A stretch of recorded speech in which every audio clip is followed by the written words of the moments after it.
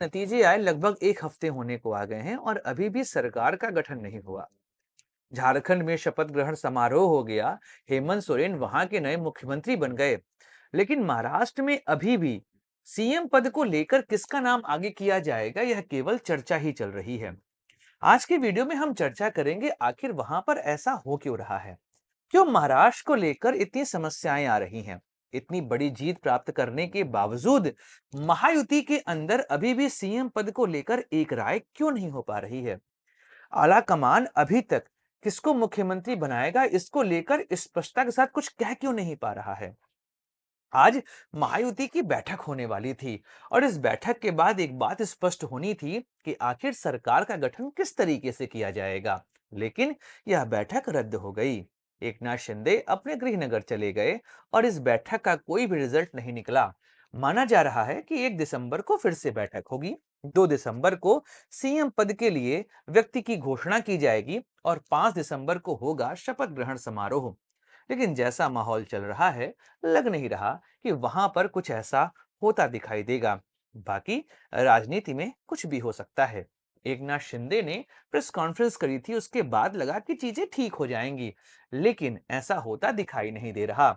शायद शिंदे गुट अभी भी हथियार डालने को तैयार नहीं है। राजनीति की चर्चा करना आवश्यक है, क्योंकि इस राजनीति में कई कई ऐसी बातें हैं जो यहाँ पर होते दिखाई दे रही हैं। और फिर महाराष्ट्र की राजनीति से पूरे देश की राजनीति तय होने वाली है, क्योंकि यह राज्य पूरे देश का सबसे धनी राज्य है। शायद इस वजह से यहाँ पर चाहे शिवसेना हो, चाहे एनसीपी हो, चाहे भाजपा, वह अपना मुख्यमंत्री देना चाहती है। चलिए डिटेल में एनालिसिस करते हैं कि आखिर वहां पर चल क्या रहा है। नमस्कार दोस्तों, मैं हूं सुधांशु, आप देख रहे हैं द स्वदेश।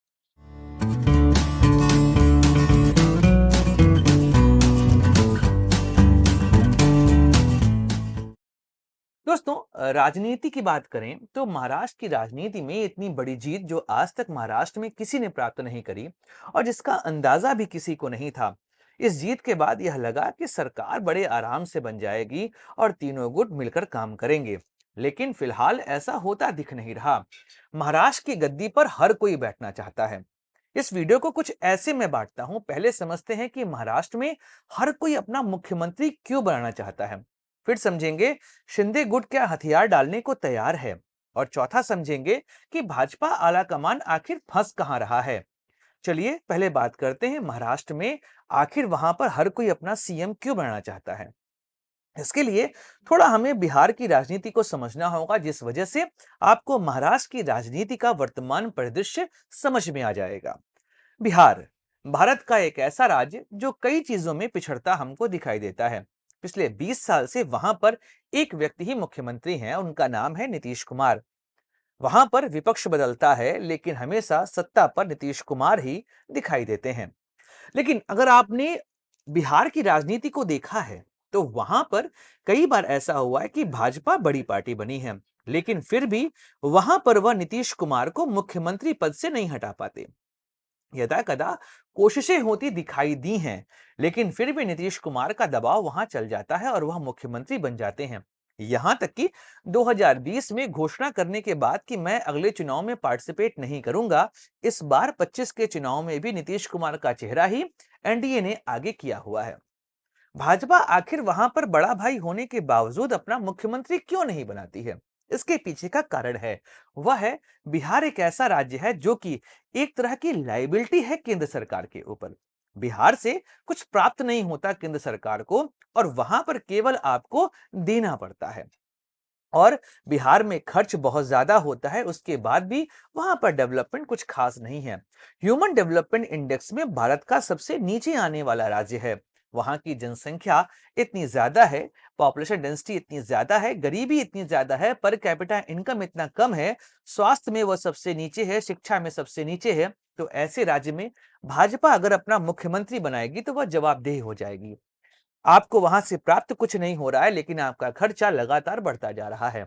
ऐसे में जब भी आप जनता के बीच में जाएंगे तो आप ठीक नीतीश कुमार पर फोड़ सकते हैं, और उस राज्य को लेकर आप किसी भी तरह का क्लेम नहीं करेंगे कि भाई देखिए हम तो गठबंधन के पार्टनर थे, मुख्यमंत्री यहां पर नीतीश कुमार थे, जो वो चाहते थे वही होता था।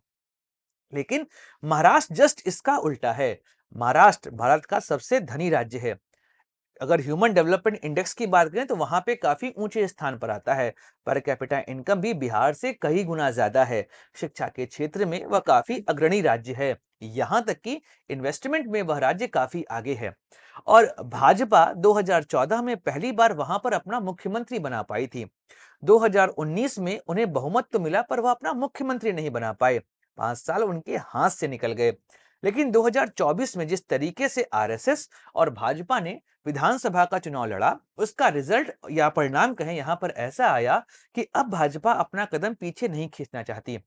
महाराष्ट्र जैसे राज्य में अपना मुख्यमंत्री देना एक तरीके से उस राज्य को अपने नियंत्रित करना और देश की राजनीति में अपना रसूख बढ़ाना होता है।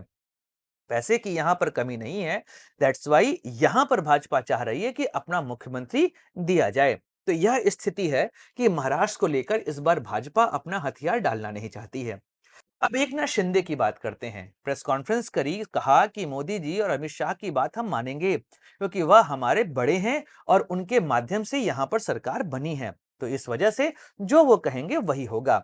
लेकिन क्या यह केवल कोरी बातें थी? क्योंकि फिलहाल शिंदे गुट हथियार डालते दिखाई नहीं दे रहा है।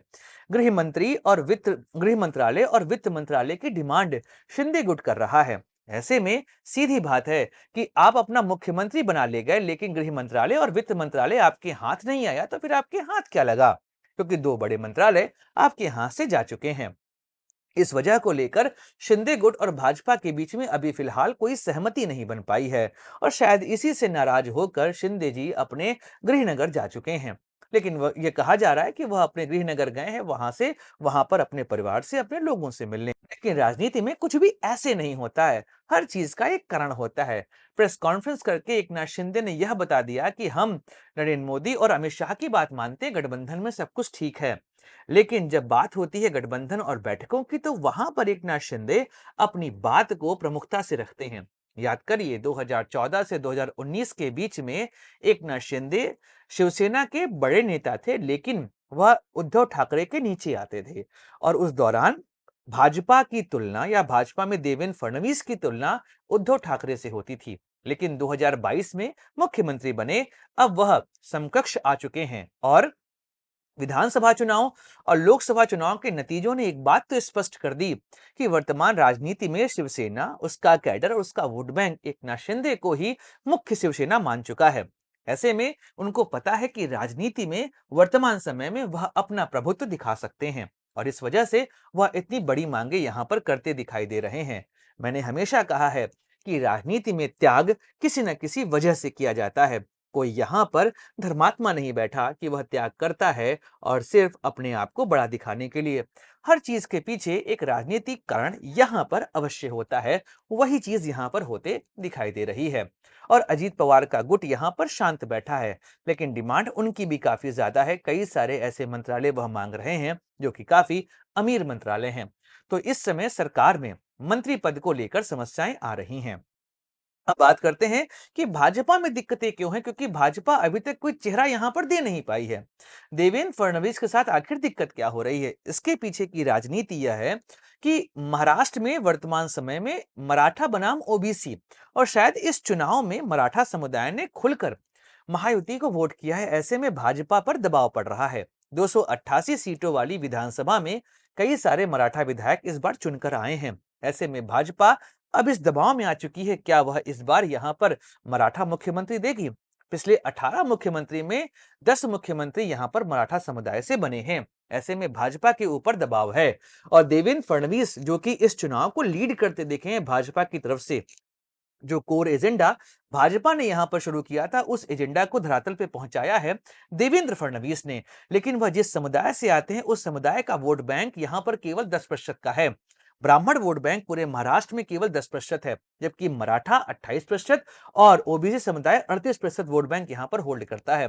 तो भाजपा के ऊपर दबाव है कि वह देवेंद्र फडणवीस, क्योंकि वह सत्ता के साथ अपना जो एक तरह का हम ये कहें कि सामंजस्य बैठाकर चल रहे हैं, और नरेंद्र मोदी के साथ उनके संबंध भी काफी अच्छे हैं।